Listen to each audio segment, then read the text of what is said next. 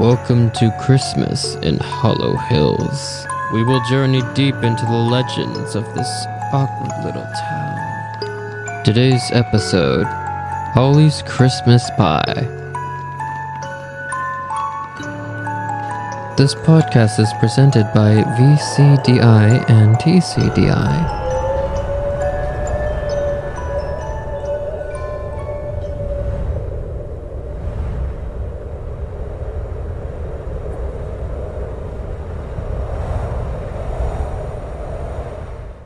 It was no secret in Hollow Hills that Holly's Diner made the best Christmas pie in town. Every December, locals and visitors alike would flock to the little diner on Main Street, eager to taste the rich, spiced apple cranberry pie that Holly only made during the holiday season. Some claimed it was the flaky crust that made it special. Others swore by the perfectly balanced sweetness of the filling. But if you asked Mr. Abernathy, he'd tell you there was something magical about that pie. Something that could mend even the most broken of hearts. It was a snowy afternoon, and the diner was bustling with customers when Mr. Abernathy, a regular who had been coming to Holly's since it first opened, took his usual seat at the counter. Holly greeted him with her warm smile and a steaming cup of coffee. Good to see you, Mr. Abernathy, Holly said, sliding the coffee toward him. Here for the usual? Mr. Abernathy chuckled, his gray eyes twinkling. Of course. Can't go Christmas season without my slice of that famous pie. Holly nodded and set about slicing a generous piece for him. As she placed the plate in front of him, he looked at the pie, then back at her, his smile fading slightly. You know, Holly, he began, there's something I've been meaning to tell you. Your pie, it saved me. Holly paused, her hand resting on the counter. Saved you? Mr. Abernathy nodded, his expression turning serious. It was the first Christmas after Margaret's passed, he said softly, his voice roughened by age and emotion. I didn't think I'd make it. The house was too quiet and everything felt wrong without her there. I started coming here more often just to get out of the house. And then one day, you gave me a slice of your Christmas pie. He looked down at the plate, a wistful smile tugging at his lips. I can't explain it, but when I took that first bite, something changed. It was like a weight lifted off my chest. I didn't feel so alone anymore. And every year since then, that pie has given me a little bit of peace. Holly felt a lump form in her throat. She had always known her Christmas pie was popular, but she hadn't realized it touched Mr. Abernathy so deeply. I'm glad it helped, she said, her voice soft. Mr. Abernathy nodded, then leaned in slightly as if sharing a secret. I know this may sound strange, but I think there's more to your pie than just sugar and spices. I think it's got a little magic in it. Holly blinked, surprised by the statement. But as the words settled in the air, her mind drifted back to a Christmas long ago. A Christmas that had been anything but ordinary. It was the first Christmas after Margaret Abernathy had passed away.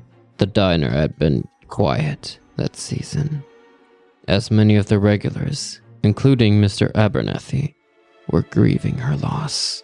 Holly had been in the kitchen late one night, preparing for the next day's baking, when the temperature in the room had suddenly dropped. At first, Holly had thought it was a draft from the window, but as she turned to check, the air grew even colder, and a strange chill ran down her spine. The lights flickered, and in the dim glow she saw it, a figure, faint and wispy, standing near the stove. Holly's heart pounded in her chest. The figure was hard to make out at first, just a shadowy shape in the mist. But as it moved closer, she saw the outline of a woman, her features soft and familiar, though Holly couldn't quite place where she had seen them before. For a moment, Holly had been frozen in place, unsure whether to run or speak, but the figure didn't move to harm her.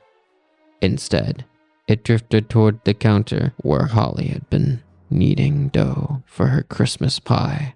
The ghostly figure paused, hovering near the ingredients. Holly, gathering her courage, whispered, Who are you? What do you want? The figure raised a hand, pointing to a small jar on the shelf, the one containing Holly's secret blend of spices for her pie. The ghost's touch, though faint, caused the jar to wobble slightly, and as it did, Holly suddenly recognized her. It was Margaret Abernathy. Holly's breath caught in her throat. The ghostly figure of Margaret moved silently, guiding Holly's hand toward the jar. Then, with a soft voice, almost like a sigh carried on the wind, the spirit spoke. Add a touch more cinnamon and this. Margaret's ghostly form seemed to shimmer, her eyes kind yet filled with something Holly could only describe as longing. It's for him. She whispered. For my husband. This will mend his heart, one slice at a time. And with that, the figure faded into the air, leaving Holly standing alone in her kitchen, the pouch of spices still in her hand. Holly blinked, returning to the present. She looked at Mr. Abernathy, who was savoring his slice of pie, his eyes closed as if lost in a memory. She had never told anyone about that night, about the ghostly figure in her kitchen, or the strange spice that had somehow become a part of her recipe ever since. As she stood there, watching Mr. Abernathy enjoy his pie, she realized something. Mr. Abernathy? Holly said softly.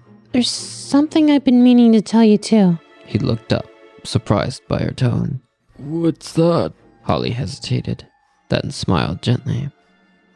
The first year after Margaret passed, I had a strange experience in my kitchen. I don't know if it was a dream or something more, but I saw her. She gave me something. Mr. Abernathy's brow furrowed. Margaret? What did she give you? Holly reached behind the counter, receiving the small jar of spices she had kept all these years. This. She said, holding it up. She told me to use it in my Christmas pie. She said it would help mend your heart. For a long moment, Mr. Abernathy stared at the jar, his eyes wide with disbelief. He took a deep breath, his voice trembling slightly. That was Margaret's favorite spice, he whispered. She used to put it in everything, especially her Christmas cookies. I haven't tasted it since she passed. Holly smiled, her heart swelling with warmth. I think she wanted you to know she's still with you. In every slice of pie. Tears welled in Mr. Abernathy's eyes, and he quickly wiped them away, chuckling softly. I guess I was right then. There really is magic in your pie. Holly reached out and gently squeezed his hand. It's not my magic, she said. It's hers. That Christmas, Holly's diner was filled with the usual warmth and cheer. But for Mr. Abernathy, there was something more. Each bite of Holly's Christmas pie brought with it the comforting presence of his late wife, reminding him that love, even after loss, never truly fades. And though he couldn't explain it, he knew that the magic of that pie, of Margaret's love, would stay with him for every Christmas to come.